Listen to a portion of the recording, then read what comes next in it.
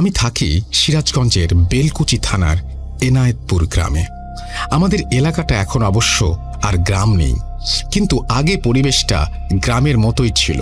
তখন আমার বয়স 14 বছর। আমি আমার এলাকার পাশেই কোনো একটা স্কুলে পড়তাম। আপনি হয়তো জানেন, বেসরকারি স্কুলগুলোতে এক্সট্রা করে প্রাইভেট পড়া লাগতো। তো আমি ক্লাস 5-এ পড়ি, তখন পিএসসি এক্সামের কারণে রাতেও আমাকে প্রাইভেট পড়তে হতো। তো আমি আমার বাসার পাশের মহল্লার এক আন্টির কাছে রাতে প্রাইভেট পড়তাম, সন্ধ্যা 7টা থেকে রাত 8:30 পর্যন্ত। তো একদিন হলো কি, পড়া শেষ করে রাত 8টা বাজে, তখন বৃষ্টি আর তুফান, এত ঝড় উঠেছে যে বিদ্যুৎও চলে যাওয়ার আন্টি আর পড়াতে পারলেন না। বিশেষ করে আমি যেই রাস্তা দিয়ে বাড়ি যাব সেখানে একটা ব্রিজ পার হতে হয়, বড় একটা মাঠ পার হতে হয়, এবং একদম পুরোপুরি নিস্তব্ধ একটা জায়গা, চারিদিকে ঘেরা একটা রাস্তা দিয়ে আমাকে যেতে হয়। এমনি একটি রাস্তায় আমি একা কখনো বাড়ি যাই না। আমার আব্বা আমাকে প্রতিদিন নিতে আসে, কিন্তু সেদিন ঝড় তুফান এতটাই বেশি ছিল যে আব্বা আসছিলেন না। তো আমি তখন বসে রইলাম, রাত 9টা বাজে, বাট আব্বা তখনও আসেন না। দেন আমি আন্টিকে বললাম যে আমি বাড়ি যাব। আন্টি আমাকে না বললেন যে তোমার আব্বু আসুক, আর তা না হলে তুমি আমাদের বাসায় থেকে যাও। কিন্তু আমি আন্টিকে অনেক জোর করলাম যে আমি বাড়ি যাব। তো সেদিন রাত 9:30টায় বৃষ্টি থামছে, তুফান বাতাস তখনও কিছুটা আছে, ঝিরঝির করে বৃষ্টি পড়ছে। আমি আন্টিকে অনেক জোর করায় আব্বা না আসায় আমি নিচেই রওনা হলাম। আন্টি আমাকে বললেন যে তুমি খুব কেয়ারফুল থেকো, তুমি যেতে পারো, কিন্তু তুমি কেয়ারফুল থেকো, সেটাই তিনি লিখেছেন। এবং তিনি বলছেন যে তো আমি রওনা হলাম, এবং তিনি বলছেন যে সেই টাইমটাতে আমার মনে হলো কেউ একজন আমার সাথে হেঁটে আসছে। তো আমি এমনিতেই খুব ভীতু, তারপরে আরও এইসব ব্যাপার চিন্তা করতে করতে আমার গলা শুকিয়ে গেল। আমি মক্তব মানে মাদ্রাসায় যে সূরাগুলো শিখেছিলাম তাই পড়তে পড়তে চললাম। হঠাৎ আমি সেই ব্রিজের সামনে এসে উপস্থিত হলাম এবং দেখলাম ব্রিজটি যেন শেষ নেই, সোজা যতদূর গিয়েছে আমি ততদূর ব্রিজটা মানে যাচ্ছে আমার একটা অবস্থা। আমি যতদূর যাচ্ছি ব্রিজটা ততদূর যাচ্ছে। তো আমি মনে মনে সেন্সলেস হয়ে যাব, কিন্তু কোনো রকম একটু সাহস জুগিয়ে সামনে এগিয়ে গেলাম। তো আমি যখন ব্রিজটার ওপর দিয়ে যাচ্ছি তখন ব্রিজটা স্বাভাবিক হলো, মানে ব্রিজটার আকার স্বাভাবিক হয়েছে। বাট তখন যেটা ঘটলো, যা শুরু হলো, তার জন্য আমি একেবারেই প্রস্তুত ছিলাম না।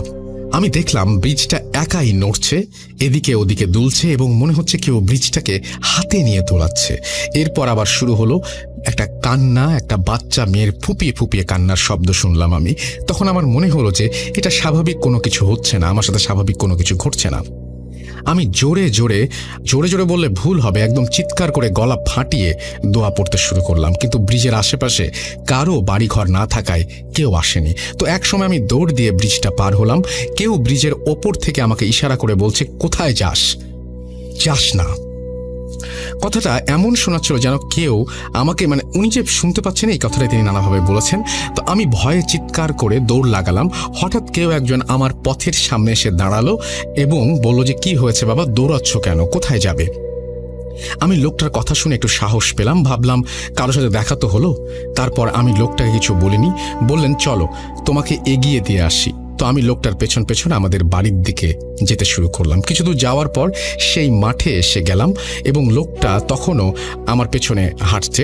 তো আমি যখন বৃষ্টি তখন একদম মোটামুটি থেমে গেছে, হালকা চাঁদের আলো দেখা যাচ্ছে, তখন আমি দেখলাম যে অনেকগুলো ছায়া একরকম আমাকে ঘিরে ধরেছে। একটা বিষয় হলো, মানুষের ছায়া একটাই, অনেক সময় লাইটের কারণে, আলোর প্রতিফলনের কারণে কয়েকটা ছায়া দেখা যায়, কিন্তু চাঁদের আলোয় পড়া ছায়াগুলো এতগুলো কেমন করে হলো এটা আমার কাছে বোধগম্য ছিল না। তো এরপরই আমি দেখলাম যে এতগুলো ছায়া চারপাশে, বাট আমার সামনে থাকা লোকটার কোনো ছায়া নেই। আমি তো ভয়ে শ্বাস আটকে যাওয়ার মতো অবস্থা। আমি বুঝতে বাকি রইল না যে আমার সাথে যে লোকটা আছে সে কোনো মানুষ হবে না, এবং আমার এইটুকু জ্ঞান তখন ছিল। এরপরে আমি আল্লাহর রহমতে শেষমেশ কারেন্ট চলে আসলো, আর তখনই তাকিয়ে দেখি আমার সামনে যে লোকটা ছিল সে আর নেই। তখন আমি চিৎকারটা দিয়েছি, আমিই জানি যে কীরকম চিৎকারটা ছিল সেটা। পরের দিন আমি দেখলাম যে আমার ঘরে আমার আব্বা আমাকে জিজ্ঞেস করলেন, তোকে নিতে গেলাম, তুই আগেই বেরিয়ে গিয়েছিস কেন? আর তুই মাঠে পড়েছিলি, তোর রহিম দাদা তোকে দেখতে পেয়ে বাড়িতে নিয়ে এসেছে। আমি বুঝলাম যে ওই ঘটনার পরে আমার সেন্স চলে যায়, তাই আমার আর কিছু মনে নেই। আব্বা আমাকে বলল, কি হয়েছিল, তুই ওখানে পড়েছিলি কেন? আমি সবাইকে সবকিছু খুলে বললাম। তারপর আমাদের এলাকার একজন কবিরাজ, তাকে সবাই চেনে, যার কারণে আমি নামটা বললাম না, তো কবিরাজ আমাকে পানি পড়া দিলেন, ঝাড়ফুঁক করলেন এবং বললেন যে কপাল ভালো, বেঁচে গেছো, কিন্তু আর কোনোদিন হয়তো যদি পায় তোমাকে ছাড়বে না। ওই জিনগুলো খুবই খারাপ, বিশেষ করে ওরা ছোট ছেলে মেয়েদের বেশি ক্ষতি করার চেষ্টা করে। তারপর আমি ওখানে রাতে পড়াই বাদ দেই, বিকেলের শিফটে পড়তে যাই। তো এই ছিল ঘটনাটা যদি ভালো লাগে, প্রচারযোগ্য মনে হয় তাহলে প্রচার করবেন। আপনি আপনার মতো করে প্রচার করেন, ভুল হলে একটু মানিয়ে নেবেন, কারণ এটা আমার প্রথম পাঠানো ঘটনা। আশা করি ভালো আছেন। আমি হাফেজ মোহাম্মদ রাশেদুল ইসলাম রিয়াদ, শেরপুর থেকে বলছি। ভাই, আগে আমার হালকা পরিচয় দেই। আমি একজন হাফেজ আর একটি মসজিদে চাকরি করি এবং চিকিৎসা করি। তো আমি সরাসরি ঘটনায় চলে যাই। আজকে যে ঘটনাটি শেয়ার করব, এটা আমার সাথে ঘটে যাওয়া একটি ভয়ঙ্কর সত্যি ঘটনা, এবং যেটা ঘটে 2015 সালের পৌষ মাসের কনকনে শীতের রাতে। ভাই, আমি 2015-তে সবেমাত্র বিবাহ করেছি, আর আমার শ্বশুর বাড়ি নয়াবিল এলাকায়, আর এটা নিয়েই ঘটনা। আমি তখন আমাদের বাজার মসজিদে চাকরি করি। ঘটনার রাতে এশার নামাজ পড়ে একটু আড্ডা দেই। তারপর 11:30 আমি শ্বশুর বাড়িতে যাব বলে ঠিক করি, এবং সেটা আমার স্ত্রীকে না বলে, উদ্দেশ্য তাকে সারপ্রাইজ দেব। কিন্তু আমি জানতাম না আমার জন্য রাস্তায় এত বড় সারপ্রাইজ অপেক্ষা করছে। যা হোক, এবার মূল ঘটনায় আসি। আমার বাসা থেকে আমার শ্বশুর বাড়ি যেতে 2টি রাস্তা, তবে আমি সবসময় মাটির রাস্তা দিয়ে যেতাম, কারণ তাতে কিছুটা সময় বাঁচত। মাটির রাস্তায় যেতে প্রায় 1 ঘন্টা সময় লাগতো। তবে একটা কথা, যে সে রাতে মোটামুটি কুয়াশা পড়েছিল, আর আমি টর্চ লাইট ছাড়া চলতাম, আর আমার মোবাইলেও টর্চ ছিল না, ডিসপ্লেতে টর্চ অ্যাপ ব্যবহার করতাম। তো চলা শুরু করি গ্রাম অঞ্চল, তাই এতে রাস্তায় কোনো অসুবিধা হয়নি। শুধু আমি আর আমার সাইকেল। আমার স্ত্রীর সাথে ফোনে কথা বলতে থাকে। হঠাৎ আমার ব্যালেন্স শেষ হয়ে যায়। সে ফোন দেয়, কথা চলতে থাকে। যে রাস্তা দিয়ে যেতে হবে খুব নির্জন রাস্তা, মাঝখানে একটা স্কুল আর একটা মসজিদ, বড় লম্বা গোরস্থান। স্কুল মাঠে এসে হঠাৎ চেন পড়ে যায়। তারপর আমি চেনটি তুলি এবং চলতে থাকি। এবার সামনের রাস্তা ইটের ভাঙাচোরা একটা রাস্তা এবং একটা খাল, বড় একটা ব্রিজ থেকেই, এখান থেকেই মূল ঘটনাটা শুরু। ব্রিজ থেকে নামতে রাস্তার ঢাল, যেহেতু ফোনে কথা বলছি তাই সাইকেল নিয়ে হেঁটে নামি। তারপরে রাস্তার মোড়, এবং মোড়ের 100 গজ দূরে জঙ্গল। আমি সাইকেলে উঠব, এমন সময় চোখ যায় জঙ্গলের দিকে। দেখি একটা সাদা কাপড়ের টুকরা যেন বাতাসে ভেসে এদিকে আসছে। হঠাৎ আমার 10 বা 12 হাত দূরে এসে কাপড়টি নেই। তাকিয়ে দেখি বিশাল বড় কি যেন একটা দাঁড়িয়ে আছে, যেটা কিনা 30 সেকেন্ড আগেও ছিল না। আমি এমনিতে ভয় পাই না, তবু কেমন যেন ভয় লাগতে শুরু করলো, কারণ আশেপাশে কোনো বাড়ি ঘর নেই, সামনে ব্রিজ এবং জঙ্গল। আমি স্ত্রীকে বললাম ফোন রাখতে, সে রাখে না। আমিও কাটতে পারছি না, এই ভেবে যে কাটলে আবার যদি ফোন দেয়। হঠাৎ তার ফোনের ব্যালেন্স শেষ। এবার আমার আরো ভয় লাগতে শুরু করলো। কি করব, সামনে যাব না পেছনে যাব, কিছু বুঝতে পারছি না। এদিকে অনবরত কোরআনের আয়াত পড়তে লাগলাম, কিছুতেই কিছু হলো না। এখানে 30 মিনিটের মতো দাঁড়িয়ে আছি। এবার জীবনের আশা ছেড়ে দিয়ে সাইকেলে উঠে আয়াতুল কুরসি পড়ে জোরে জোরে সাইকেল চালিয়ে একেবারে জঙ্গল পার হয়ে কিছু সামনে মসজিদ আর গোরস্থানের দিকে এগোলাম। আমার দম বন্ধ হয়ে আসছিল। আর একটা কথা বলি, গোরস্থানে দাঁড়াই কারণ আমি এই মসজিদে 6 মাস চাকরি করেছি। আমি এখানে চাকরি করা অবস্থায় মসজিদে পাশের বাড়ি একটা মহিলাকে জিন আসর করে। আমি তাকে ডেকে পাঠাই। বলে রাখি, এই আমার জীবনের প্রথম জিন তাড়ানো, যেটা ছিল আমার অভিজ্ঞতা ছাড়া। সেই জিনকে আমি বলি সে কোথায় থাকে। সে বলল আমি মসজিদের পাশে যে রুমে থাকি তার পাশে একটা গাছে থাকে। পরে আমি যখন গোরস্থান থেকে আবার চলতে শুরু করি, ওই বাড়ির সামনে গিয়ে হঠাৎ আমার অ্যাক্সিডেন্ট হয়, যেটা খুব অদ্ভুত। এই জন্যই মহিলার ঘটনাটি উনি বলেছেন, সেটা তিনি বলছেন। মানে একটি ঘটনার মধ্যে আরেকটি ঘটনা হঠাৎ করে ঢুকে পড়ে আমিও একটু অবাক হয়ে গিয়েছিলাম। যাই হোক, এই কারণে উনি বলেছেন।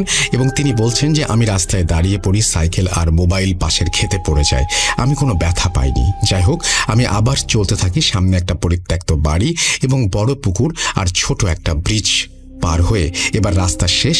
ক্ষেতের আইল দিয়ে সাইকেল চালিয়ে কিছু হিন্দু বাড়ি, তারপর তাদের শ্মশান পার হয়ে উঠে এলাম। নলিতা বাড়ি টু নয়াবিল মেইন রোডে আমি এখন। বলে রাখা ভালো যে রাস্তাটা অনেক বড়, কিন্তু এবার আমার আরও বেশি ভয় লাগতে শুরু করে, কারণ আরও 1 কিলোমিটার রাস্তা যেতে হবে, যার মাঝখানে কোনো বাড়ি ঘর নেই।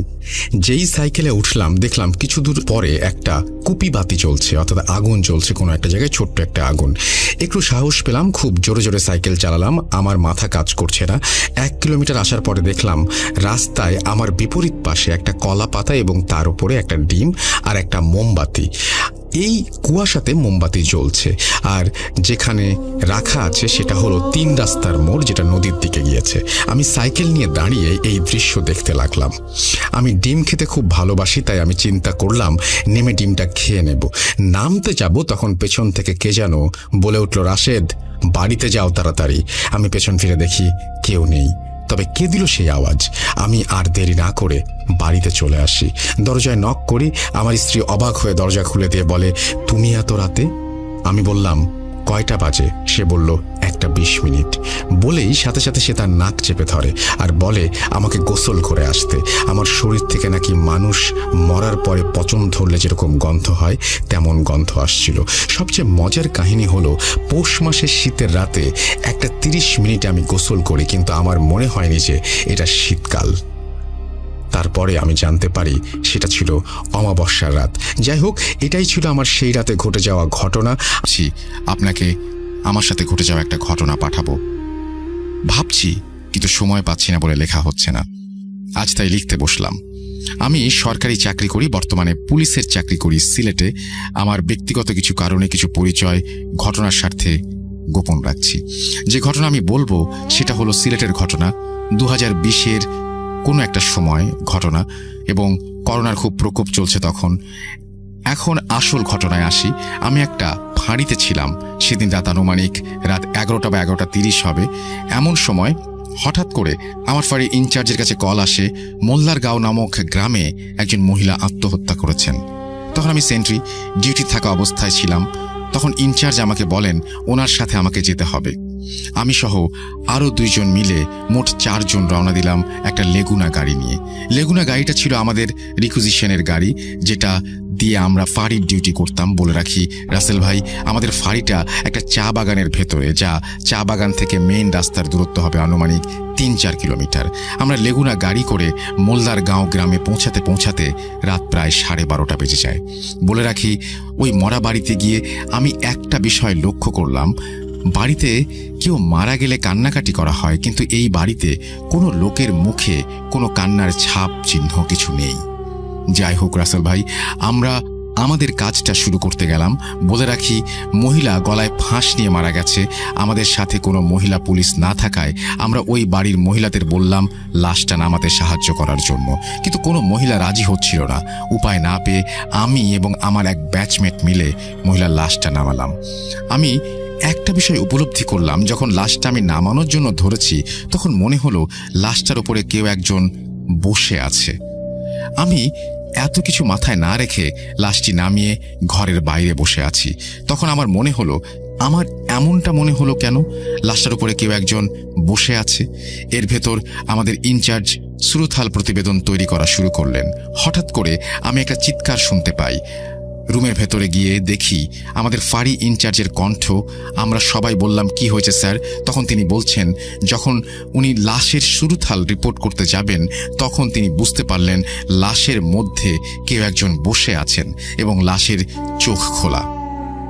এর ভেতর লাশের সুরুথাল শেষ করা হলো। সুরুথাল করতে করতে রাত প্রায় 1টা থেকে 2:30 হবে। তখন ইনচার্জ থানার ওসি স্যারকে ফোন করে বললেন, স্যার এখন এই লাশ নিয়ে আমরা কি করব? তখন স্যার বললেন, আমরা যেন লাশটা মর্গে নিয়ে আসি। আমি তখন স্যারকে বলি, স্যার যাব না মর্গে। স্যার বললেন, কিছু করার নেই, গভীর রাত হয়ে গেছে, থানা থেকে কেউ আসতে পারবে না, তাই আমাদের লাশটাকে নিয়ে মর্গে যেতে হবে। কি আর করা, আমরা লাশটাকে নিয়ে মর্গে যেতে থাকি। তখন লাশের স্বামীকে বললাম, আমাদের সাথে লাশটা নিয়ে যেতে হবে, আপনি একটা পিকআপ বা কোনো একটা গাড়ি ম্যানেজ করেন যেন আমরা লাশটা মর্গ পর্যন্ত নিয়ে যেতে পারি। অনেক খোঁজাখুঁজির পর কোনো একটা গাড়ি ম্যানেজ করতে না পেরে শেষ পর্যন্ত আমাদের লেগুনাতেই লাশটাকে তোলা হয়। আমরা 3 জন পুলিশ আর লাশের স্বামী লেগুনার 2 সিটের মধ্যে 2 ধারে 2 জন করে বসা, আর লাশটা সিটের ফাঁকে একটা জায়গায় রাখা। লাশের সাথে আমরা 3জন কনস্টেবল এবং ওই মহিলার স্বামী ছিল, আর স্যার ছিল লেগুনার সামনে ড্রাইভারের সাথে বসা। আমরা লাশ নিয়ে রওনা করলাম। বলে রাখি, আমাদের থেকে হাসপাতালের দূরত্ব প্রায় 15 থেকে 20 কিলোমিটার হবে। লাশ নিয়ে অনেক দূর আসার পর আমরা খেয়াল করলাম কেউ আমার পায়ে খোঁচা দিচ্ছে। আমি ভাবলাম আমার সিটে আমার ব্যাচমেট বসা, তাকে বলছি ফাজলামি করিস না। ও বলছে ও কেন আমার পায়ে খোঁচা দেবে। আমি আর কথা না বাড়িয়ে ঝিমাচ্ছিলাম। হঠাৎ করে আমি আবার বুঝলাম কেউ আমার পায়ে হাত বুলাচ্ছে। তখন আমি লেগুনায় থাবা দিয়ে গাড়ি থামাতে বললাম। তখন গাড়ি থামাতে হলো। আমি লাফ দিয়ে নামলাম এবং স্যারকে বললাম, স্যার আমি যাব না। বললেন কেন, কি হয়েছে? আমি বললাম এরকম হচ্ছে আমার সাথে। স্যার বলছেন কিন্তু শুধু তোমার সাথে কেন এমন হচ্ছে, আর কারোর সাথে তো হচ্ছে না। স্যার আমাকে অভয় দিয়ে বললেন এটা তোমার মনের ভুল, তোমার ঘুম পেয়েছে তাই এমন মনে হচ্ছে। আমাকে বললেন গাড়িতে উঠে বসো। স্যারের কথায় সায় দিয়ে আমিও গাড়িতে উঠে বসি। তখন আসল সমস্যা শুরু হলো। গাড়ি কোনোভাবে স্টার্ট হচ্ছে না। ড্রাইভার অনেক চেষ্টা করেও গাড়ি স্টার্ট দিতে পারছিল না। আমি এমন সময় অন্যান্য ব্যাচমেটদের গাড়িতে রেখে নিচে নেমে আসি। আমার অভ্যাস সিগারেট খাওয়ার। আমি স্যারকে কিছু দূর রেখে একটা সিগারেট ধরালাম। আমাদের গাড়িটা যে জায়গায় এসে নষ্ট হয়েছে সেটার একটা বর্ণনা দেই। রাস্তার দুপাশে চা বাগান, এর মধ্যে গাড়ি স্টার্ট দেওয়ার অনেক চেষ্টা করা হলো, কিন্তু হলো না। গাড়িতে দেখালো কোনো তেল নেই, অথচ সন্ধ্যাবেলা ড্রাইভার 12 পয়েন্ট তেল ভরে এনেছে। আমি সিগারেট খেতে খেতে শুনতে পাই আমার ব্যাচমেট চিৎকার করছে। ও বলছে লাশটার নাকি চোখ খোলা, আর কাপড়টাও বারবার সরে যাচ্ছে, অর্থাৎ যে কাপড়টা দিয়ে লাশকে ঢেকে রাখা হয়েছে সেই কাপড়টা বারবার সরে যাচ্ছে। আমি এবং স্যার দৌড়ে গিয়ে দেখি লাশের সত্যিই চোখ খোলা এবং শরীরের ওপরে কাপড়টা নেই। আমি তো ভয়ে কাঁপছি। তখন আমরা সবাই গাড়ি থেকে নেমে রাস্তার এক পাশে দাঁড়িয়ে কি করব না করব বুঝতে পারছি না। তখন হঠাৎ দেখলাম গাড়ির ভেতর লাশটা বসে আছে। কি করব না করব ভেবে না পেয়ে আমি হাঁটা শুরু করলাম। গাড়ি থেকে কিছু দূরে গিয়ে ওসি স্যারকে কল দেওয়া হলো এবং বলা হলো এই সমস্যা। কিছু সময়ের মধ্যে ওসি স্যার আসলেন। স্যারকে বিস্তারিত বলা হলে আমরা কি করব না করব ভেবে পাচ্ছিলাম না। স্যার বললেন সবাইকে গাড়িতে উঠে বসতে, আর যে যা দোয়া কালাম পারে পড়তে। গাড়ির ভেতরে বসে আছি, লাশটার কাণ্ড দেখছি, এবং এবার দেখছি অন্যরকম একটা কাণ্ড। লাশটার ভেতর থেকে যেন কোনো কথা আসছে, মানে মনে হচ্ছে যে দুজন মহিলা কথা বলছে। স্যারকে বললাম স্যার আমরা চলে যাই। ওসি স্যার বললেন লাশ এভাবে রেখে যাওয়া যাবে না, আজান পর্যন্ত অপেক্ষা করতে হবে। এমন সময় ওই মৃত মহিলার স্বামীটা আমাদের বলে স্যার আমার বউয়ের সাথে জিন ছিল। এই কথা শুনে আমরা অবাক হয়ে বলি আপনি কেন আমাদের বলেন নাই আগে? লোকটা বলে স্যার আমার বউ তাবিজ করত, বিভিন্ন ধরনের জিনেরদের হাজির করত, সেগুলো আমি মানা করতাম কিন্তু এগুলো বিশ্বাস করতাম না, সেজন্য ও রাগে আত্মহত্যা করে। লোকটি আসলে বলে ওনার বিশ্বাস ওনার বউ আত্মহত্যা করে নাই, জিনটা নাকি তাকে নিয়ে গেছে। তখন ওসি স্যার বললেন আপনি কেমন করে বুঝলেন আপনার বউ আত্মহত্যা করে নাই? সে বলে অনেকবার ও স্বপ্ন দেখেছে কেউ একজন বলছে ওনার বউকে নাকি ওরা চায় এবং তাকে জোর করে নিয়ে যাবে। এর মধ্যে আজান হলো এবং চারিদিক ফর্সা হতে লাগলো। এর মধ্যে ওসি স্যার একটা পিকআপের ব্যবস্থা করলেন, আর সবাই মিলে আশেপাশের লোকেরা মিলে লাশটিকে পিকআপে তুলে ওসি স্যার ও ফাঁড়ির ইনচার্জ এবং থানা থেকে চিয়ারা পার্টি এসে লাশটা নিয়ে যায়। একটা কথা বলে রাখি যে লাশটা নেয়ার পর 3 জন লেগুনাতে উঠে বসি ফাঁড়িতে যাওয়ার জন্য। লেগুনা প্রথম দিকে স্টার্ট নিল এবং এরপর আমরা 3 ব্যাচমেট ওই ড্রাইভার ফাঁড়িতে চলে আসি। এটাই ছিল আমার জীবনের সাথে ঘটে যাওয়া একটা ঘটনা, আমার সাথে ঘটে যাওয়া একমাত্র ঘটনা। আশা করি আপনাদের কাছে ভালো লেগেছে। তো আমি আজকে আপনাদের সাথে একটা ঘটনা শেয়ার করতে চাচ্ছি। এই ঘটনাটা আমার গ্রামের বাড়িতেই, গ্রামের বাড়ি থেকে একটু দূরে। আমার গ্রামের বাড়ি হচ্ছে গাইবান্ধায়। তো এই ঘটনাটা যেখানে ঘটে সেই জায়গাটা হচ্ছে ফুলছড়ি নামে। এখানে একটা যমুনা নদী আছে, যমুনা নদীর পাশে এই ঘটনাটি। তো এই ঘটনাটির সবচেয়ে অদ্ভুত যে জিনিসটা, মানে নদী কেন্দ্রিক মূলত ওই ফুলছড়ি নদী যমুনা নদীটাতেই, কিন্তু এই ঘটনাটার যে অদ্ভুত যে জিনিসটা সেই জিনিসটা হচ্ছে যে দিনের বেলায়, মানে পুরো ঘটনাটা হয়েছে একদম দিনের বেলায়, অনেকের চোখের সামনে ঘটনাটা ঘটে। তো এই জিনিসটা অনেকটাই অদ্ভুত, এই কারণেই আসলে ঘটনাটি আপনাদের সাথে শেয়ার করতে চাচ্ছি আমি। তো ঘটনাটি যার মুখ থেকে শোনা, সে ওই এলাকারই স্থানীয় বাসিন্দা, ওই ফুলছড়ি নদীর পাশেই ওর বাসা। ঘটনাটি মূলত 2014 সালে ঘটে। আর ঘটনাটি যার সাথে ঘটে তিনি পেশায় একজন পুলিশের কর্মকর্তা ছিলেন। এই জন্য আমি আসলে তার নামটা উল্লেখ করতে চাচ্ছি না। যেটা হয় যে ওই লোক পুলিশের চাকরি করতেন এবং প্রায় ছুটিতে গ্রামে আসতেন। তো গ্রামে আসলে ওই লোকের যে মানে প্রধান যে নেশাটা ছিল সেটা হচ্ছে মাছ ধরা। এটা সাধারণত হয়ে থাকে যে নদীর আশেপাশে যাদের বাড়ি হয় তারা মানে প্রচন্ড মাছ ধরার একটা নেশা থাকে তাদের মধ্যে। তো ওই লোকটাও সেম, যে তারও ওই রকম খুব মাছ ধরার নেশা এবং নদীতে জাল ফেললে বেশ ভালো পরিমাণ মাছ পাওয়া যায়। তো এই কারণে উনি ছুটিতে আসলেই যেটা করতেন যে দুপুরবেলা হয়তো গোসল করার আগে মানে আজান দিয়ে ফেলছে, জোহরের আজান দিয়ে ফেলছে, এর কিছু পর পর্যন্ত উনি নদীতে আর কি মাছ ধরতেন মুঠো জাল দিয়ে। তো মাছ ধরে উনি যেটা করতেন গোসল করে বাসায় চলে যেতেন। এইরকম একটা অবস্থা ছিল ওনার। তো উনি এরকম একদিন চাকরি থেকে চলে আসার পরে যার কাছ থেকে ঘটনাটা শোনা তাদের সাথে উনি নৌকা দিয়ে একটা বালির চরেও যান। নদীতে ওই টাইমটাতে পানি খুব একটা ছিল না, মানে অতটা ভরা ছিল না নদীটা, অল্প পানি ছিল, বেশি পানি ছিল না। তো উনি ওদের সাথে একটা চরে যান এবং সেখানে ফুটবল খেলেন ওই ছেলেগুলোর সাথে। তো ফুটবল খেলা শেষ করে উনি চলে আসেন যে তোরা খেল, আমি হচ্ছে মাছ ধরবো, আমার আসছি বাড়িতে, তো আমি চাচ্ছিলাম সকাল থেকে যে মাছ ধরবো। তো এই জন্য উনি যেটা করে যে উনি নৌকা নিয়ে চলে আসে এই পারে। তো চলে আসে, উনি বাড়িতে চলে যায়, বাড়িতে যে মুঠো জাল নিয়ে উনি আবার নদীর পাড়ে চলে আসে। তো ওই ছেলেগুলো যেখানে ফুটবল খেলতেছিল সেখান থেকে ওনাকে দেখা যাচ্ছিল যে উনি যেখান দিয়ে মাছ ধরতেছিল, মানে পুরাই তো ফাঁকা নদীর ভিতরে, তো সবাই দেখতেছিল উনি মাছ ধরতেছে আর একদিকে যাচ্ছে এরকম। তো এরকম করতে করতে উনি যেটা করে যে ওই আমাদের ওই ফুলছড়িতে হচ্ছে কবরস্থান আছে একটা, একদম নদীর সাথেই লাগানো কবরস্থানটা এখনো আছে। তো নদী তখন কিছুটা কবরস্থান থেকে একটু দূরেই ছিল, কারণ ওই টাইমটা তো অতটা ভাঙেনি নদী। তো এখন ভাঙতে ভাঙতে একবারে কবরস্থানের সাথে চলে আসছে, যদিও এখন নদী বেঁধে ফেলছে, আর ভাঙার কোনো সম্ভাবনা নাই ওইভাবে। তো ওই টাইমটাতে উনি কবরস্থানের ঠিক কাছাকাছি চলে আসছে পুকুরে, মানে সরি নদীতে মাছ ধরতে ধরতে। তো এইরকম অবস্থায় আসার পরে তো আসলে ওই মুঠো জালটা যেটা নদীতে ফেলা হয়, তো ওইটা ফেলার সময় ওইটার যে দড়িটা থাকে যেটা ধরে পরে টেনে তুলতে হয় জালটা ফেলার পরে, ওই দড়িটা অনেকেই যেটা করে যে কেউ আঙ্গুলের সাথে বেঁধে নেয়, অথবা দেখা যায় যে কেউ হাতের কবজির সাথে বেঁধে নেয় দড়িটা, যাতে জালটা মানে স্রোতে ভেসে না যায় বা হারিয়ে না যায় এরকম। তো উনি যেটা করে উনি কবজির সাথে জালটা বেঁধে নেয়, যেহেতু উনি ছোটবেলা থেকেই নদীতে মাছ ধরতেন ওই জাল দিয়ে, তো এটা ওনার কাছে নতুন কিছু ছিল না। তো উনি ওই কবরস্থান থেকে একটু সরে এসে একটা জায়গায় উনি যেটা করে জালটা ফেলেন। তো জালটা ফেলার সাথেই যেটা হয় যে জালটা কিছু একটার সাথে নদীর মধ্যে মানে একদম আটকায় যায়। তো উনি তখন হচ্ছে জালটা জোরে জোরে টান দেন, কিন্তু জালটা খুলে আসে না। মানে খুব মানে বড় ঝাউ গাছের সাথে যেরকম যদি জাল বেঁধে যায়, অনেকে যারা মাছ ধরে তারা এই জিনিসটা বুঝতে পারে যে জাল ফেললে নিচে যদি বড় কোনো গাছের ডাল থাকে, তো ডালের সাথে যেহেতু জালটা বাজলে যেটা হয় যে জোরে টান দিলেও আর খুলে আসে না পানির মধ্যে থেকে, তখন যেটা করতে হয় যে নদীতে বা পুকুরে নেমে ওই জালের ডালটা থেকে জালটা খুলে দিতে হয় এবং জালটা তুলে আনতে হয়।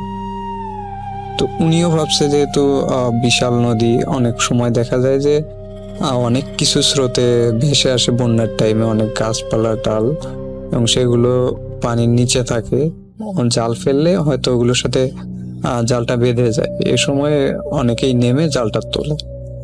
তো উনি টানাটানি করে কিছুক্ষণ করার পরে চিন্তা করে যে না, বেশি টানলে আবার হয়তো দেখা যাবে যে জালটা ছিঁড়ে চলে আসবে। তো এটা উনি চিন্তা করে, তো দেখে যে ওনার পাশে ওইদিকে একটা ওনারই এলাকার এক লোক, ওনার সম্পর্কে ভাই হয়, তো সে হচ্ছে গোসল করতেছে। তো এই লোক তখন ওনাকে বলতেছে যে ভাই আপনি তো গোসল করতেছেন, আমার জালটা একটু দেখেন তো কার সাথে আটকাইছে, জালটা তো উঠতেছে না। তো ওই লোকটা হচ্ছে কি করে, তখন ওই লোকটা বলে আচ্ছা তুমি দড়িটা ধরে থাকো, আমি জালটা নিচ থেকে খুলে দিচ্ছি, তুমি দড়িটা টান দিও তখন, তাহলে জালটা উঠে যাবে, যে দেখি কার সাথে আটকাইছে জাল। তো ওই লোকটা ওখানে যায়, যে জালের কাছে যে লোকটা ডুব দেয়, তো লোকটা ডুব দেওয়ার পরে যেটা হয় যে ওই লোকটা জাল খুলবে, এই টাইমটাতে একটু সময় বেশি নেয় লোকটা। তো এ হচ্ছে মানে পুলিশে যে জব করে, সে হচ্ছে জালটা ধরে দাঁড়ায় আছে, ওই লোকটার জন্য অপেক্ষা করতেছে যে উনি জালটা খুলে উঠে বলবে যে টান দেওয়ার জন্য। কিন্তু লোকটা একটু টাইম বেশি নিয়ে হঠাৎ মানে এমন ভাবে উপরে ওঠে যে উনি অনেক হাঁপায় গেছে এরকম একটা। তো এই ব্যাপারটা স্বাভাবিকভাবেই নেয়, যেহেতু পানির নিচে অনেকক্ষণ ছিল, হাঁপায় যাওয়ার একটা ব্যাপার, এটা ঠিক স্বাভাবিকই। কিন্তু লোকটা কি করে, পানি থেকে তাড়াতাড়ি করে উঠে আসে। তো উঠে আসার পরে ওনার দিকে দৌড়াইতে শুরু করে, মানে পানি থেকে যে আর মাটির যে ইয়েটা আছে, নদীর পানি থেকে উপরে ওঠার যে দূরত্বটা, এখানে উনি খুব দ্রুত চলে আসে এবং ইশারায় ওনাকে কিছু একটা বলার বা বোঝানোর ট্রাই করতে থাকে। এইটা করতে করতেই হঠাৎ মানে একটা হ্যাঁচকা টানে, যে পুলিশ দড়িটা হাতের সাথে বেঁধে জালটা ফেলছিল যে লোক, সে একটা হ্যাঁচকা টানে নদীর মধ্যে মানে নিয়ে যাওয়া শুরু হয়। তো উনি এমন একটা অবস্থায় যে হাতের যে দড়িটা যে খুলবে জালের, মানে এই টাইমটা উনি পাচ্ছিলেন না, মানে এতটা দ্রুত ওনাকে টানা হচ্ছিল ওই জায়গাটাতে। তো উনি একদম মাটিতে পড়ে শেষরাইতে পানির মধ্যে চলে যায়। তো এই লোকটা মানে পানি থেকে উঠে আসার পরে ইশারায় কিছু বলতে চাচ্ছিল, বাট ওনার মুখ দিয়ে কোনো কথাও বের হচ্ছিল না। এবং ওই লোকটা যে ওনার চোখের সামনে পানির মধ্যে চলে গেল ওইভাবে, উনি যে চিল্লাচিল্লি করে কাউকে জানাবে, এটা যেহেতু দুপুরে অনেক লোকজন আছে আশেপাশে, তো উনি যে চিল্লাচিল্লি করে লোকজনকে জানাবে, কিন্তু এই যে মানে কথাটা ওনার মুখ দিয়ে বের হচ্ছে না। উনি বোবার মতো ওখানে অনেক চেষ্টা করতেছে কিন্তু কিছু বলতে পারতেছে না। এইরকম একটা অবস্থাতেই হঠাৎ হচ্ছে ওই যে কিছু লোক ওইখানে বসেছিল, তারাও জিনিসটা আর কি খেয়াল করছে যে আসলে এখানে হচ্ছেটা কি। তো ওনারাও দৌড়ে চলে আসে, কিন্তু ততক্ষণে ওই পুলিশ যে লোকটি ছিল সে হচ্ছে জালের সাথে একদম পানির মধ্যে পড়ে গেছে এবং পানিতে নিচে ডুবে গেছে আর কি। তো এনারা হচ্ছে যেটা করে, নিচে লাফ দিতে ধরে যে আসলে লোকটা কই গেল। তখন যে লোকটা প্রথমে জাল খুলতে নামছিল সে হচ্ছে ওনাদের টেনে ধরে, যে মানে এমন একটা ভাব ধরে টেনে যে না, ওখানে নামা যাবে না। তো তারপরে ইনি আস্তে আস্তে কথা বলে যে ওখানে নামেন না, ওখানে সমস্যা আছে। আমি একটা জিনিসের মতো দেখলাম, মানে মানুষের মতো কিছু একটা, কিন্তু অনেক বড় ছিল পানির মধ্যে। আমার হাত টেনে ধরছিল, আমি অনেক কষ্ট করে উপরে চলে আসছি এবং ওনাকে এসে যে হাতের দড়িটা খুলতে বলবো, তো এটা আমি বলতে পারতেছিলাম না। মানে এতটা ভয় পেয়েছিলাম যে ওনাকে যে বলবো, আমি ইশারায় বলতেছি, উনি এটা বোঝার আগেই ওনাকে টান দিয়ে পানির নিচে নেওয়া হয়ে গেছে।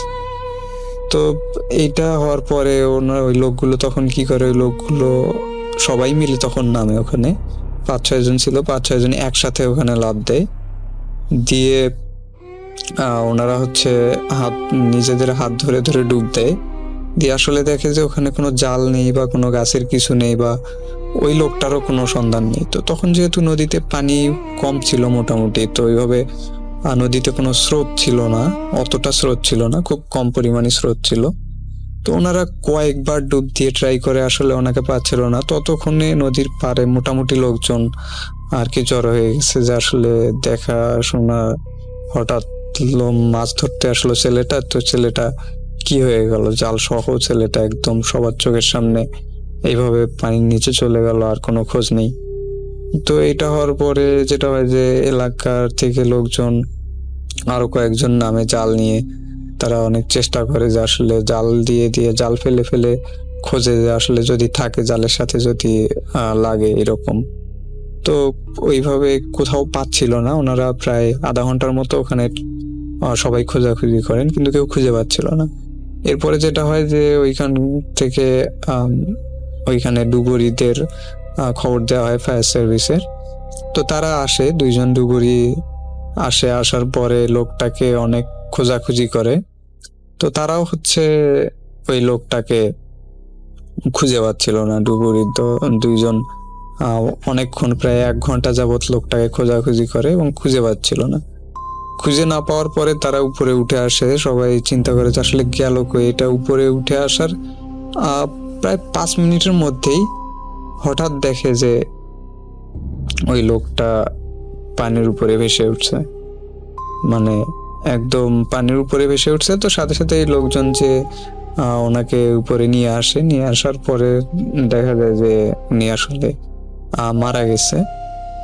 তো মারা গেছে, কিন্তু যেটা হয় যে সাধারণত এতক্ষণ পানির মধ্যে থাকলে প্রায় আপনার হচ্ছে 1.5 থেকে 2 ঘন্টার মতো পানির মধ্যে ছিল। যেটা হয় পানির মধ্যে এতক্ষণ থাকলে বা পানিতে মারা গেলে যেটা হয় পানি খেয়ে মারা যায়, মানে পানি ঢোকে অনেক পেটের মধ্যে, পেট ফুলে যায়, অথবা দেখা যায় যে হাত পায়ের যে জায়গাগুলো এগুলো অনেকটাই ফ্যাকাশে হয়ে যায়। ওই রকম কোনো সমস্যাই ছিল না ওই লোকটার, একদম স্বাভাবিক ছিল, মানে পানিও খায়নি, পেটের মধ্যে কোনো পানিও নেই, এবং হচ্ছে হাত পা বা যে কোনো ফ্যাকাশে তখন পানির মধ্যে থাকলে এরকম একটা ভাব হয় সেটাও নেই। মানে কোনো ধরনের কোনো চিহ্ন নেই যে আসলে পানিতে ডুবে যে মারা গেছে এই চিহ্নটাই তার মধ্যে নেই। তো তারপরে হচ্ছে তাকে যেটা করা হয় যে পোস্টমর্টমের জন্য নিয়ে যাওয়া হয় হাসপাতালে।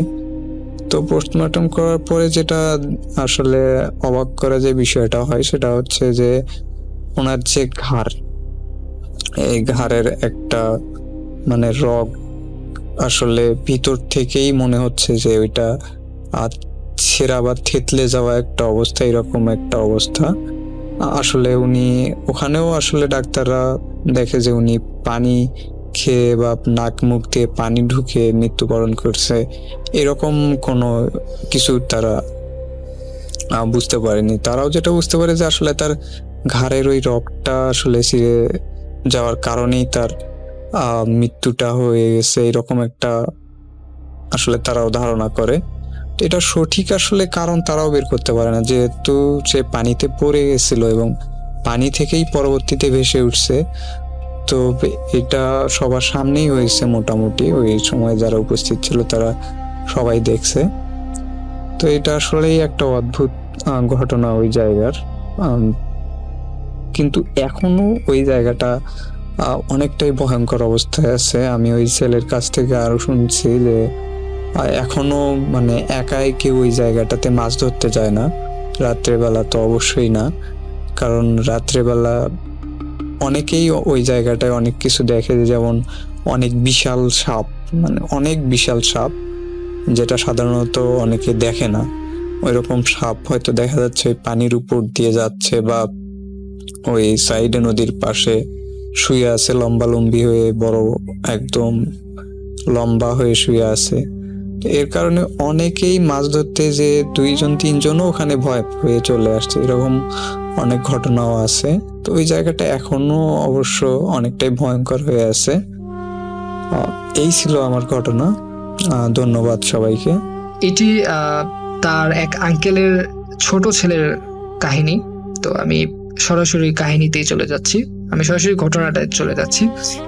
তো রাসেল ভাই আমার ফ্রেন্ডের যে আঙ্কেল, তিনি একজন সরকারি অফিসার। তো বিভিন্ন কাজে তাকে বাইরেই থাকতে হয়, বিভিন্ন মানে গ্রামের বাইরে থাকতে হয়, নোয়াখালী যেখানকার ঘটনা বলছি। তো তাকে বিভিন্ন জায়গায় থাকতে হয়, ট্রান্সফার হয় তার। তো এজন্য তিনি বাসায় খুব কম সময়ে থাকতে পারেন। তো তার যে তার ছোট ছেলের নাম হচ্ছে রামিম, যার ঘটনা আমি আজকে শেয়ার করব, যার সাথে অ্যাকচুয়ালি এই ঘটনাটা ঘটেছে। আর এই ঘটনাটার যে প্রত্যক্ষদর্শী, সেই প্রত্যক্ষদর্শী হচ্ছে আমার ফ্রেন্ডের যে আঙ্কেল, সে আঙ্কেলের বড় ছেলে, অর্থাৎ রামিমের বড় ভাই রনি পুরো ঘটনাটা দেখেছে। তো রাসেল ভাই, আমি যেটা বললাম যে সরকারি অফিসার, সেহেতু সবসময় বাসায় থাকা হয় না।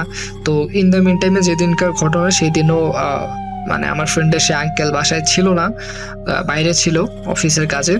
এবং আমার মানে সেই যে রামিম, তার মা হচ্ছে শপিং করতে গিয়েছিল বাজারে, এবং এই বাজারে যাওয়ার কারণে বাসায় পুরাই খালি ছিল। আর সে যে রনি যে রামিমের বড় ভাই, রনি হচ্ছে ইন্টারমিডিয়েটের 2nd ইয়ারে এখন পড়ছে, মানে সে সময় পড়তো। তো কলেজে পড়ে, ডেফিনেটলি কলেজে অনেকক্ষণ ক্লাস থাকে। আর রামিম হচ্ছে স্কুলে পড়ে, বয়সে ছোট অনেক। রামিম স্কুলে পড়ে এবং স্কুল তো সকাল থেকেই শুরু হয়ে যায় এবং অনেক তাড়াতাড়ি ছুটি হয়ে যায় যেহেতু স্কুল। তো রামিম যেদিনকার ঘটনা, সেদিন রামিম স্কুল থেকে সিম্পলি এসে বাসায় দেখে যে কেউ নাই।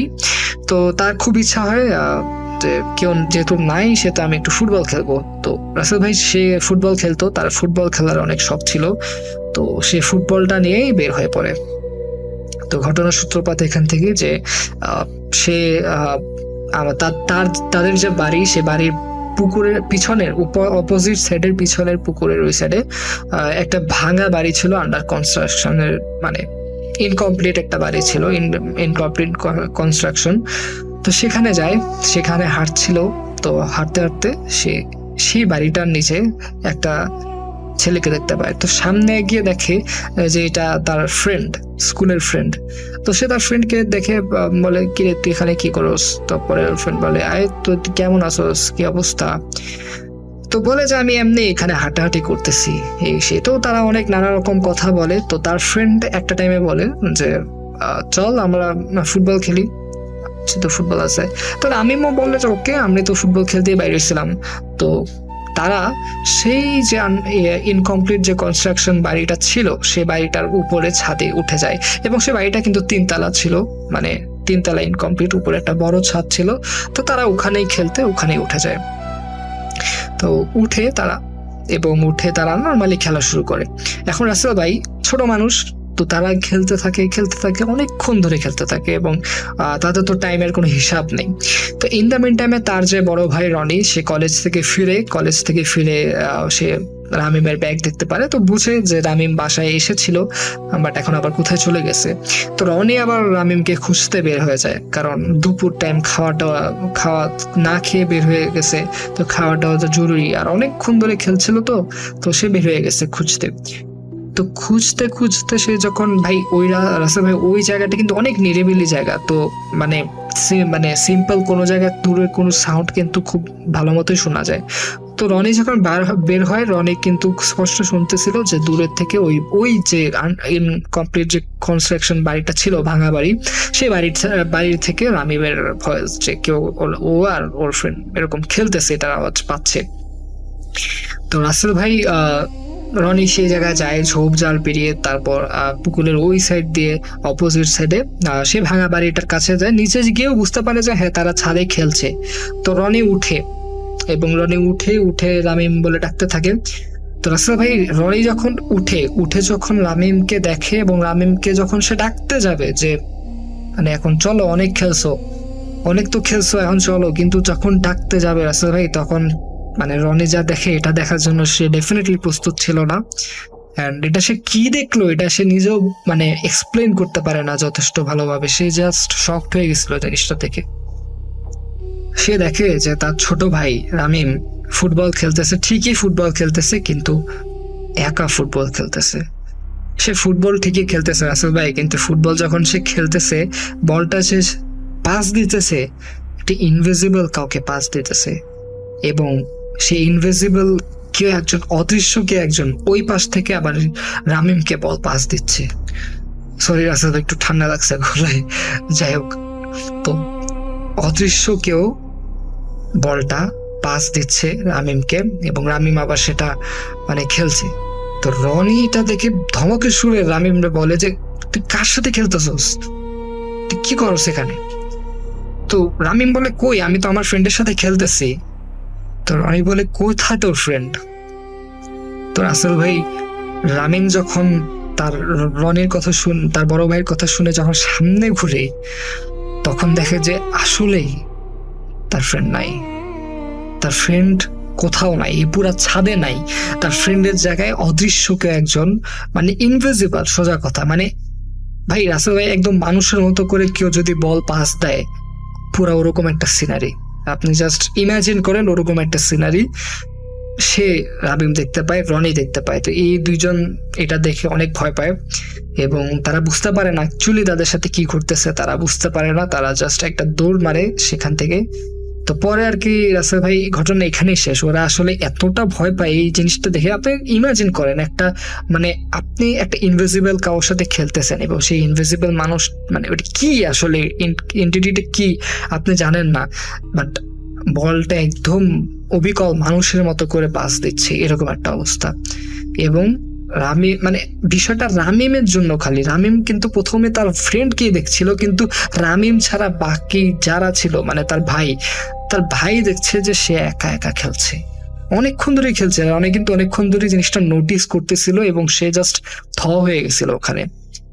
তো রাসেল ভাই পরে আর কি ওরা এই জিনিসটা নিয়ে এতই ভয় পায় যে ওরা আসলে এত ব্যাখ্যা ট্যাখ্যা খুঁজতে যায়নি যে আসলে তাদের সাথে কি ঘটছিল, সেই ইনভিজিবল মানে ওইখানে কি ছিল, কি ঘটনাটা কি ঘটছিল তাদের সাথে।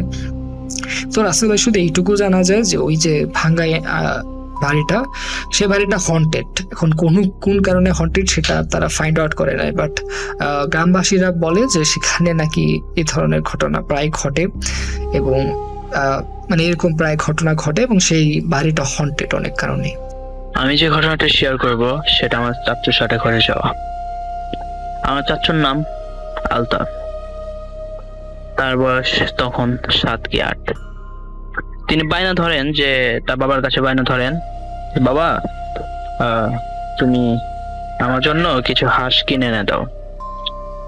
তো তখন মেলার ভিতর থেকে তার বাবা তাকে মানে আমার দাদু উনি চাচ্চুকে কিছু হাঁস কিনে এনে দেন। তো হাঁসগুলো সে পালন করে আর কি।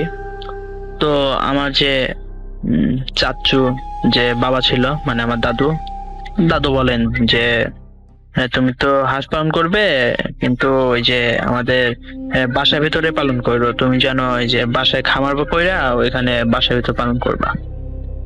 তো বলে যে বাসার ভিতর পালন করার কি আছে, আমাদের বাসার পাশে তো পুকুরটা আছে, ওই পুকুরে হাঁস ছেড়ে দিলাম, সমস্যা কি। তো চাচ্চুকে বলে যে আমরা কি কখনো ওই পুকুরে যাই গোসল দিতে বা কখনো কোনো কাজ করতে, আমরা কি যাই ওই পুকুরে?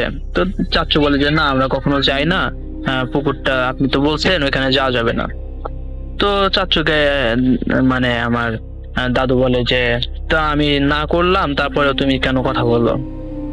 তারপরে চাচ্চু বলে যে আচ্ছা ঠিক আছে, ছাড়বো না, সমস্যা নেই। তো বাসার ভিতর সেরকম কোনো খামারও করে নাই তখন ভাবে যে চাচ্চুই ভাবে যে মানে কয়দিন বাসার ভিতর মানে বাসা নষ্ট হয় এরকম হাঁস রাখার ফলে একটা বাসার ভিতর একটা গন্ধ সৃষ্টি হয় আর কি। তখন বলে যে এতগুলা হাঁস তো বাসার ভিতর তো পালন করা সম্ভব না, বাসার পাশে তো পুকুরটা আছেই।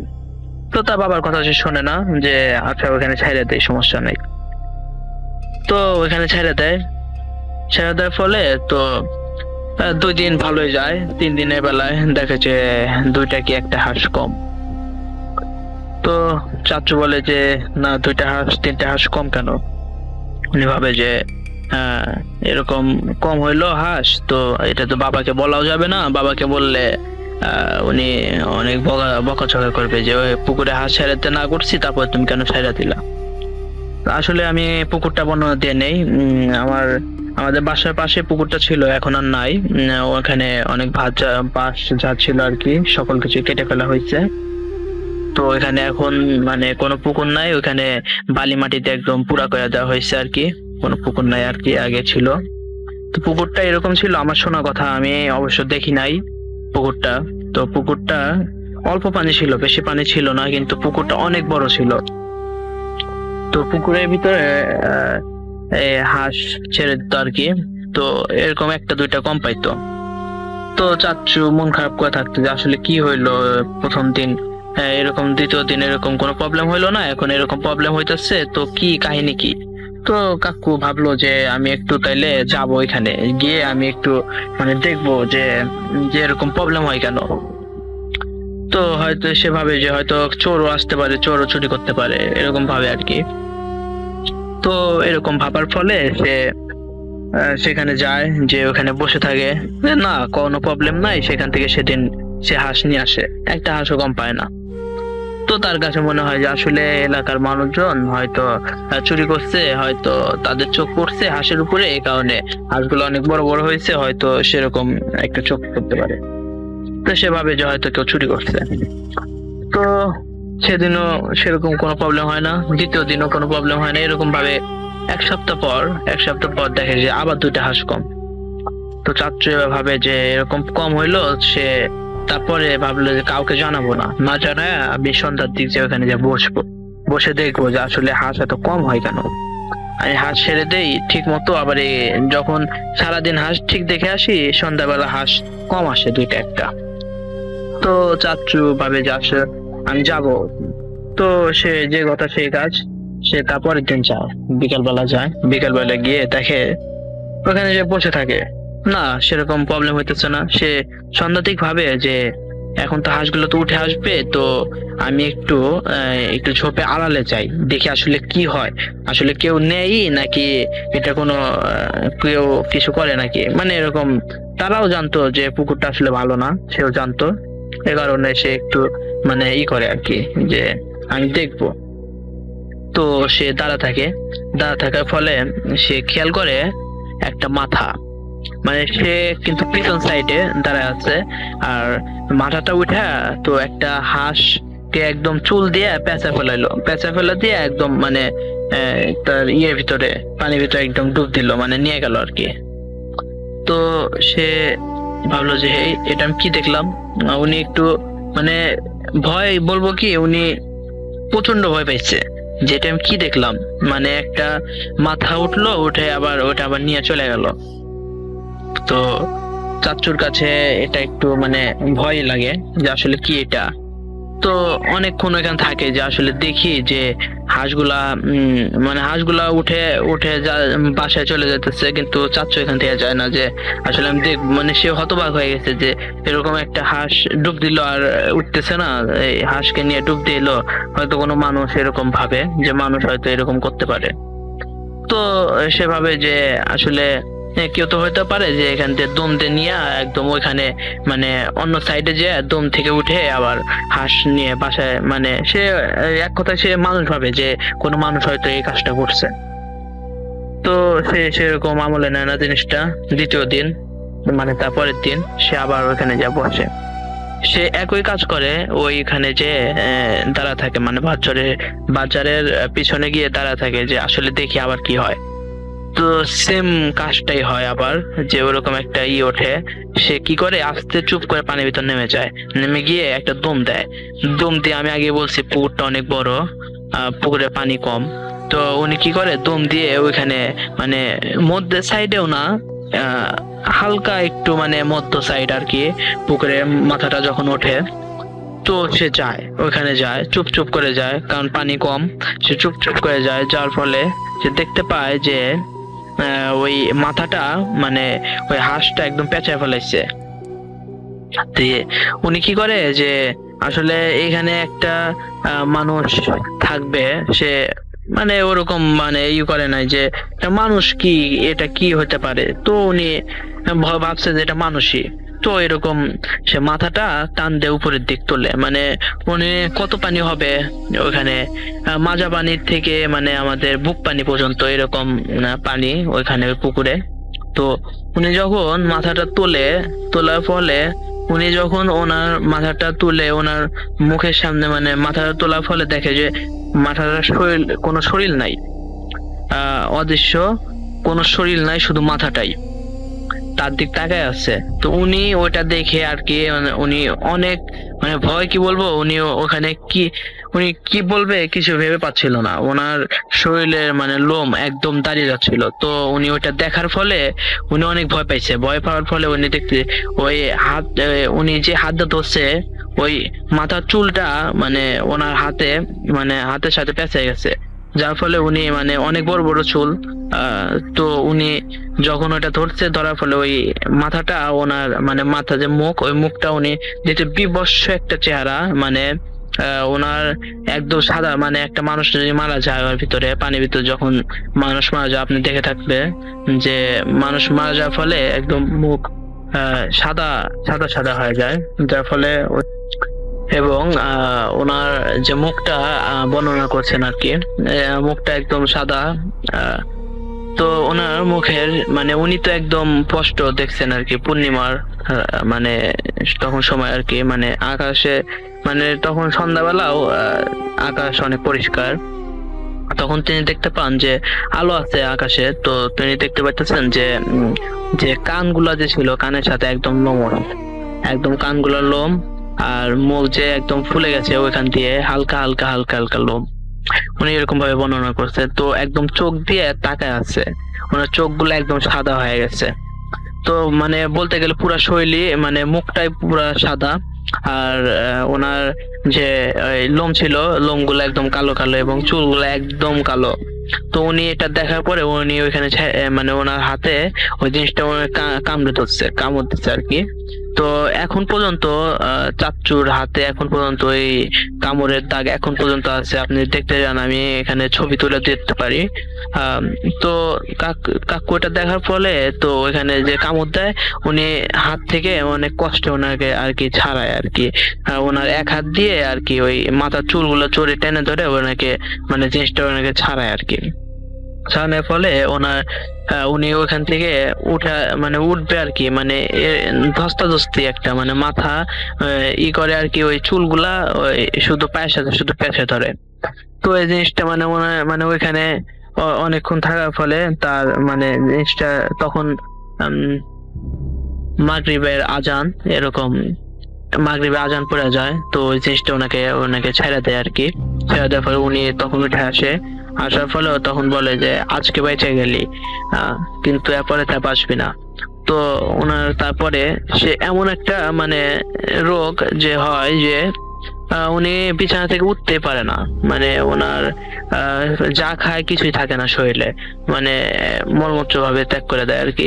তো এরকম প্রবলেম হয়। তো দাদা ভাবে যে এরকম প্রবলেম হতে পারে, দাদার কাছে সবকিছু শেয়ার করে যে দাদা এরকম আমার হাত মানে বাবা এরকম হাতটাই হয়ে গেছে, যে কিভাবে এরকম হইলো। পরে সব ঘটনা খুলে বলে, পরে বলছে যে তোমাকে আমি বারবার বললাম যে ওইখানে যাও না, ওইখানে মানে উনি যে জায়গাটা কিনছে ওইখানে নাকি আগে শ্মশান ঘাট ছিল।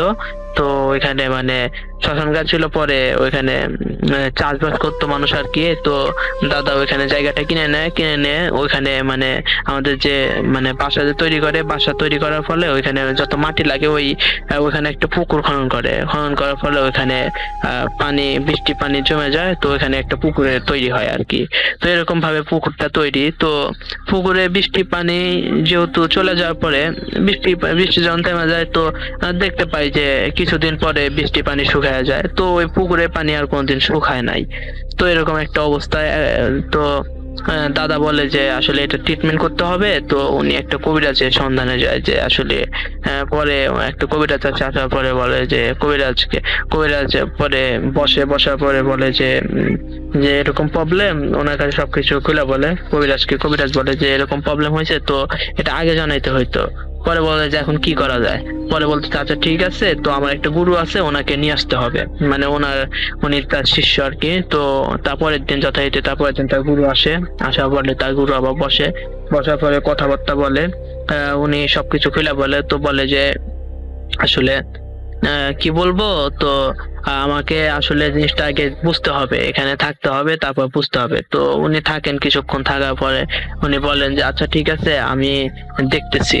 তো উনি কিছুক্ষণ পরে উনি বাইরে থেকে ঘুরে আসার পরে বলে যে তুমি এখানে বসো, মানে ওই যে আমার চাচ্চুকে ওখানে বসানোর ফলে চাচ্চুকে বলে প্রশ্ন করে যে অনেক প্রশ্ন করে যে তুমি ওইখানে কেন গেছিলা, হ্যান তেন এরকম টাইপের কথাবার্তা বলে। পরে বলে যে আসলে ও রাগ করছে, মানে ওই যে মানে মাথাটা মানে ওই ব্যক্তিটা আর কি রাগ করছে। তো তুমি ওখানে যাওয়ার ফলে ওর খাওয়া নষ্ট হয়েছে। তুমি তোমাকে একটা কাজ করতে হবে, ওইখানে তোমাকে রাত্রের 2টার সময় একটা মানে ছাগল দিয়ে আসতে হবে, আজকে রাত্রে 2টার সময়। তো বলে যে ছাগল দিয়ে আসবো। তো এখন ছাগল কই পাবো, বলে যে ছাগল কই পাবে। পরে একটা ছাগল আর কি মানে অনেক কষ্টে আর কি করে পাঠা ছাগল আর কি, তখন নিয়ে আসার ফলে ওটা বলে যে রাত্রে কিন্তু ওটা দিয়ে আসতে হবে। তো চাচ্চু ভয় পায় যে ওই পুকুরের পাড়ে, সে ভাবে যে ওইখানে আমি যেখান থেকে ভয় পাইছি ওইখানে আবার যাব। পরে ওইখানে যায়, তো ছাগলটা নিয়ে যায়, বাসা সবাই দেয়। পরে বলছে যে ছাগলটা দিয়ে আসার ফলে তুমি আবার পিছন দিক তাকাবা না। তো চাচ্চু তাকায় না, পরে ওখান থেকে চলে আসে। তো 6-7 দিন চাচ্চু এরকমই বিছানায় পড়ে থাকে। পরে কিছুদিন পর কাকু ধীরে ধীরে ধীরে ধীরে সুস্থ হয়ে ওঠেন।